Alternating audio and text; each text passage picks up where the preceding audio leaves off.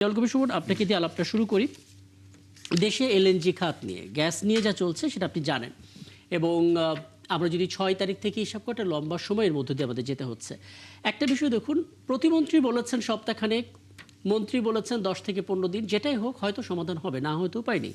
কিন্তু এটা একটা বড় প্রশ্ন কিনা, এলএনজি যে পরিমাণ চাহিদা আমাদের, সেটা পাওয়া যাচ্ছে মাত্র দুটো টার্মিনাল থেকে, একটা সামিটের, একটা এক্সেলারেটর। এখন এক্সেলারেটর নষ্ট, আমরা দেখলাম একেবারে 50% কমে গেছে বা তারও কমে গেছে। তার মানে আমাদের পুরো ইকোসিস্টেম চলছে মাত্র দুইটা টার্মিনালের উপরে। আমাদের কোনো বিকল্প নেই, নতুন জায়গা থেকে যে উৎস সংগ্রহ করব সেটাও নেই। দিন শেষে সংকটটা কোথায় দেখেন? পরিকল্পনার, পলিসি, নাকি আর্থিক সংকট?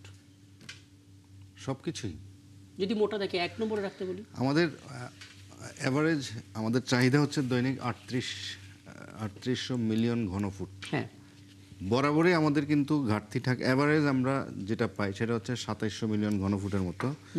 আর এমনি এভারেজ থাকে আপনার এর ঘাটতি থাকে 1000-এর উপরে।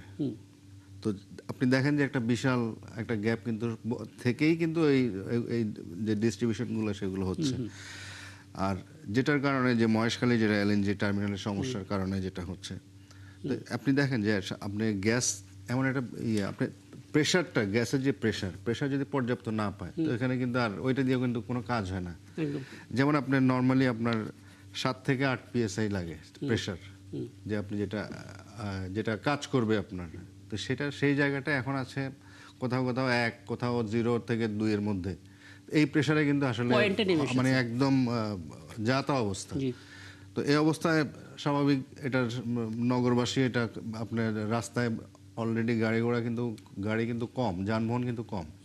তারপর বাসা বাড়িতে যে অবস্থা, আপনি আমার সবার বাসাতেই কিন্তু এটার দৈনন্দিন যে ঝামেলাটা, খাবার ঠিকমতো হচ্ছে না, বা বিকল্পভাবে আমাদের মায়েরা, আমাদের স্ত্রী যারা আছেন, যে যেখানে আছেন, তারা কিন্তু একটা মোটামুটি পারিবারিক সমস্যার মধ্যেই কিন্তু তারা থাকেন, একটা সংকটের মধ্যেই থাকেন। স্বামী বা সন্তানকে কিভাবে খাওয়াবেন, কিভাবে কখন, তো টাইমিংটাও ঠিক থাকছে না। তার মানে সব কিছুর উপরে কিন্তু এটা একটা প্রভাব কিন্তু পড়ছে জনজীবনে। এখন এই যেটা বললেন আপনি, আসলে এটা আমাদের সমস্যাটা কোথায়? আমাদের দীর্ঘমেয়াদী পরিকল্পনা নিতে হবে। আচ্ছা। আমাদের নতুন নতুন গ্যাসের ইম্পোর্ট কোথা থেকে, এই উৎসগুলো আমাদের ভালো মতো, সেগুলা যেসব জায়গা থেকে এই গ্যাসের উৎস, সেই জায়গাগুলোতে আমাদের নিয়মিত এগুলো আপনার মানে অল্টারনেটিভ যে ব্যবস্থা সেটা রাখতে হবে। তারপরে আপনি শর্ট টার্মে, বিশেষ করে এই জাতীয় সময়ে, বিশেষ করে সংকটকালীনের একটা চিন্তা শর্ট টার্ম একটা মাথায় রাখতে হবে। তো এই সব কিছু মিলিয়ে আসলে এটা পুরো একটা পরিকল্পনার বিষয়, কারণ এটা আপনার সবসময় লাগবে। দেখেন, আপনি বললেন পরিকল্পনা করতে হবে, বিকল্প ব্যবস্থা রাখতে হবে, আমাদের উৎসের সন্ধান করতে হবে। এই সমস্ত কাজগুলো করার জন্য যে আইডিয়া, প্রক্রিয়া, ডিসিশন মেকিং করা, সরকারকে জানানো, এই পুরো কাজটা করে আমরা যত জানি বিইআরসি। মুশকিল হচ্ছে, আজকে অধ্যাপক শামসুল আলম যুক্ত ছিলেন, তিনি বলছিলেন যে বিইআরসি তো সরকারকে কোনো প্রশ্নই করে না, চাহিদার কথা বলে না, কেবল সরকার যে টার্গেট দেয় সেটা ফিল আপ করার চেষ্টা করে। আমরা যদি দেখি বিইআরসি কোনো প্রশ্ন করছে না সরকারকে, তাহলে আমরা কিভাবে সরকারি চাকরি আর কি, সরকারি চাকরি করলে আপনার সরকারকে তো খেপানো যাবে না। সরকারকে আপনি যে জায়গায় কাজ করেন, যেখানে আপনি যখন আপনার কোনো কিছু চাহিদার কথা বলবেন মালিক পক্ষকে, তখন তারা কিন্তু এটা মানে ভালোভাবে নিবে না, ওই জন্য অসন্তুষ্ট হবে যে ঠিক আছে, যার সবচেয়ে কম চাহিদা তাকেই দেখবেন যে সবাই ফেভার করে, মালিক পক্ষ বা আপনার অফিসে। তো এরকমই ওনারা এগুলো বলে সরকারের বিরাগ ভাজন হতে চান না হয়তো। একদম। আমি এই জায়গায় একটু জনাব সাইফুল হক আপনার একটা মতামত নিতেই চাই, কারণ আমরা মন্ত্রীর বক্তব্য শুনছিলাম, ইকবাল হাসান মাহমুদ টুকু, তিনি যে তথ্যগুলো জানালেন, গেল 6 মাসে প্রায় $3.65 বিলিয়ন জ্বালানি আমদানি করতে হয়েছে। আবার আওয়ামী লীগ সরকারের আমলে বেসরকারি বিদ্যুৎ কেন্দ্র মালিকদের প্রায় 56,000 কোটি টাকার বিল, সেটা বাকি রয়েছে, আমাদের সরকারকে সেটা ধাপে ধাপে পরিশোধ করতে হচ্ছে। এই দুটো বাস্তবায়নের কারণে দেখা যাচ্ছে আমাদের যে বৈদেশিক রিজার্ভ, সেখানে আবার চাপ তৈরি হচ্ছে। এখন এই চাপের মাঝখানে আমরা দেখতে পাচ্ছি এলএনজি সংকটও তৈরি হলো। আমি সেই জায়গা থেকে জানতে চাইছিলাম যে সমস্যাটা কি শুধু আর্থিক, নাকি পলিসি, নাকি পরিকল্পনা? আপনাকে ধন্যবাদ। প্রিয়ভাজন আলোচক বৃন্দ, আর এই জনপ্রিয় একাত্তর জার্নাল যারা দেখছেন, দর্শক শ্রোতা, আপনাদেরকে শুভেচ্ছা। আপনার প্রশ্নের মধ্যে কিছুটা উত্তর আছে, খানিকটা সেটা হলো, আমাদের তো সামর্থ্যের তো আমাদের ঘাটতি আছে। এটা একটা সংকট। আর এই সরকার 5.5 মাস এখন হতে চলবে। পুরনো জমানার কিছু তাদেরকে অনেক দায়ভার আর এই সরকারকে মোটামুটি বহন করতে হচ্ছে। তারা এখনো পরিপূর্ণ 6 মাসের সময় পায়নি, এটা একটা বিবেচনা।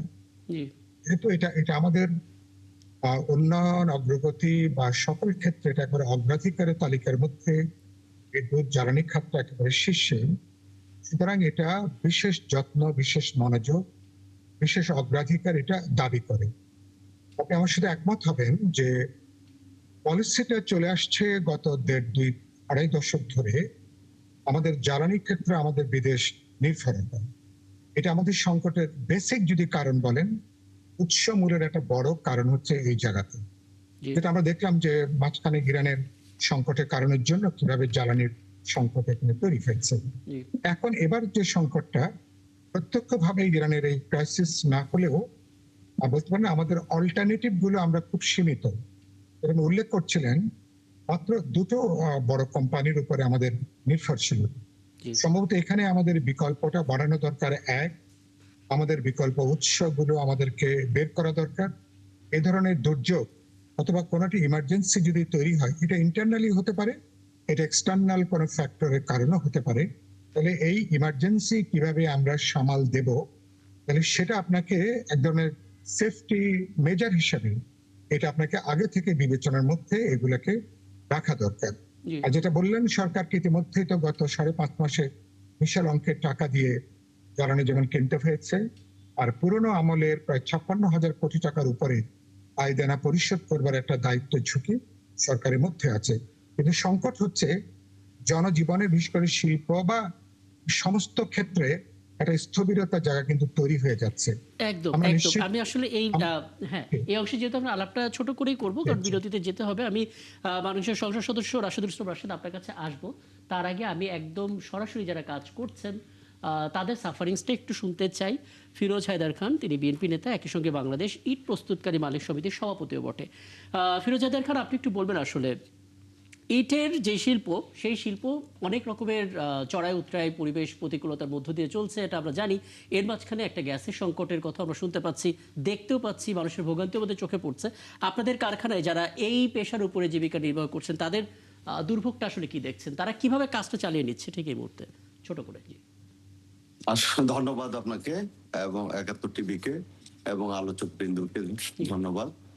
আমি আসলে অল্প করেই বলতে চাই, এই আজকের যে শূন্যতা এবং আজকের যে অব্যবস্থাপনা বলেন বা আমাদের যে প্রবলেমটা বলেন গ্যাসে, এবং এই যে আমদানি এবং ডিস্ট্রিবিউশন সমস্ত কিছুতে যে ক্রাইসিস, এই ক্রাইসিসটা আসলে একদিনের তৈরি নয়।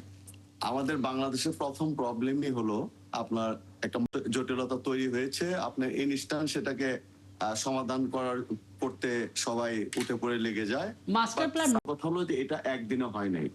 গত সরকার, যেটা স্বৈরাচারী সরকার, 15 বছর 17 বছর একটানা যে অবস্থা করে দিয়ে গেছে দেশটাকে একনায়কতন্ত্র করে, আসলে তারাই এটাকে তাদের নিজস্ব ব্যবসা করার জন্য তারা যা করা দরকার সেটুকু করেছে, বিভিন্ন দায় দেনা করেছে, তার কোনো দায়বদ্ধতা নাই। সেই জায়গা থেকে যে শূন্যতাটা তৈরি হয়েছে, এখন এই জায়গায় আমাদের যে শ্রমিক, প্রায় 50 লক্ষ শ্রমিক আমাদের এই সেক্টরে কাজ করে, এবং তারাও বাসা বাড়িতে তাদের এলপিজি গ্যাস দিয়ে আপনার এখন সবাই এটাতে অভ্যস্ত হয়ে গেছে।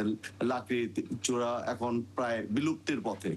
তো সেই জায়গায় তারা সবাই কিন্তু এখন এটা আপনার শহরে বলেন এবং অজপাড়া গায়ে বলেন, সব জায়গায় কিন্তু এই গ্যাস দিয়েই সবাই মানে তার যে ক্রাইসিস সেটাকে একদম 50 লক্ষ পরিবারের কথা বলছেন, একটা সংকট 50 লক্ষ শুধু আমার সেক্টরে, আমার এই ব্রিক্স অ্যাসোসিয়েশনের 8,000 ব্রিকফিল্ডের কর্মরত।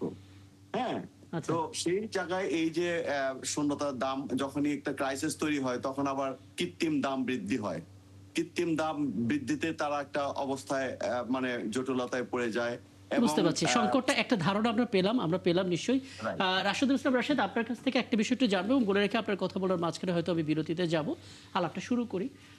প্রথম কথা হচ্ছে, নিশ্চয়ই এই জ্বালানির যেই সংকটটা, জ্বালানির যে পরিকল্পনাটা এবং যেভাবে চলছে, আসলে এই সরকার আসার পর নতুন বড় ধরনের কোনো পরিকল্পনা করেনি। এটা আগের আমলের সরকারের যে দুর্নীতি, সেই দুর্নীতির একটা প্রভাব এই সময় এসেও পড়ছে। নিশ্চয়ই বিরোধী দলের চোখেও এটা আছে। আপনাদের দিক থেকে আসলে কি ধরনের আলোচনা চলছে? কোনহায় গিয়ে আপনারা আসলে সংকটটা খুঁজে পাচ্ছেন? কার কি দুর্বলতা দেখছেন? দেখুন, এখানে একটি খেয়াল করার মতো বিষয় হচ্ছে যে আমরা কিন্তু ধাক্কা কয়েকবার খেলাম আর কি। জি। দেশে সরকার কয়েকবার একটা বিষয় না শুধুমাত্র, অর্থাৎ জ্বালানি তেল ইস্যুতে কি বলে বিদ্যুতের দাম বৃদ্ধি সহ এরকম অনেকগুলো ইস্যু কিন্তু একটার পর একটা আসছে আর কি। এবং এখন আবার গ্যাসের দাম কি বলে আর কি, গ্যাসের দাম বৃদ্ধি করা হয়েছে এবং এখন সর্বশেষ এখন যেখানে দাঁড়ালো যে গ্যাস পাওয়াই যাচ্ছে না, বিরাট বড় একটা সংকট। আমার কাছে মনে হচ্ছে যে মাঝখানে আপনারা যে আলোচনাটি করছিলেন আর কি, ফিরোজ খান ভাইও বলছিলেন এবং সাইফুল ভাইও বলছিলেন আর কি, যে চরম একটা অব্যবস্থাপনা আমাদের দেশে দেখা যায় আর কি। মর্মান্তিক ব্যাপারটা হলো এরকম যে ফ্যাসিবাদী আমলের উদ্ধৃতি দিচ্ছি আমরা, কিন্তু ফ্যাসিবাদী আমল তো শেষ হয়ে গেছে তো অনেক দিন, মাঝখানে ইন্টারিম আমল চললো এবং সেটাও পার হয়ে আমরা কিন্তু অলরেডি পঞ্চম মাস শেষ করে ষষ্ঠ মাসে আছি। সেই জায়গায় দাঁড়িয়ে আমরা এখন যদি বারবার এটাই বলি যে আমাদের অব্যবস্থাপনার জায়গাটা আমরা এখনো পর্যন্ত রিমুভ করতে পারি নাই, এটি আমাদের কাছে মনে হচ্ছে যে এই মুহূর্তে এখন আর এটাকে মানুষ ভালোভাবে আমলে নেবে না। এবং বিরোধী দলের অবস্থান থেকেও আমরা সেই কথাগুলোই কিন্তু বলে যাচ্ছি যে 6 মাস হয়ে যাওয়ার পর এখন আর এই কথাগুলো না বলে বরঞ্চ কিউরেটিভ কি উদ্যোগ নেওয়া হচ্ছে সেই বিষয়গুলো আমাদের সামনে নিয়ে আসা দরকার সরকারের পক্ষ থেকে। আচ্ছা, একটা বিষয় একটু বলবেন, মানে যখন প্রথমবার জ্বালানি তেলের সংকট হলো, আমরা দেখতে পেলাম সংসদে জ্বালানি বিষয়ক কমিটি তৈরি করা হলো সংসদীয়, সেখানে বিরোধী দলের পক্ষ থেকে অনেক উপস্থিত ছিলেন এবং একটা রেশিও মেনটেন করে কমিটিটা ফাংশন করলো এবং আপনাদের দিক থেকে অনেকে বলছিলেন যে আপনাদের আইডিয়া, আপনাদের ইনভলভমেন্সি সব কিছু মিলে আসলে পরিস্থিতি সামলানো গেছে। আমি একটা প্রশ্ন রেখে যাই, যদি সেই সময় জ্বালানি সংকট দূর করার ক্ষেত্রে এই কমিটি ভূমিকা রাখতে পারে, এখন এই প্রেক্ষাপটে আসলে কি করছে এই কমিটিটা বা কতটা ভূমিকা রাখতে পারে বা আদৌ রাখছে কিনা সেটা নিয়ে কথা হবে নিশ্চয়ই।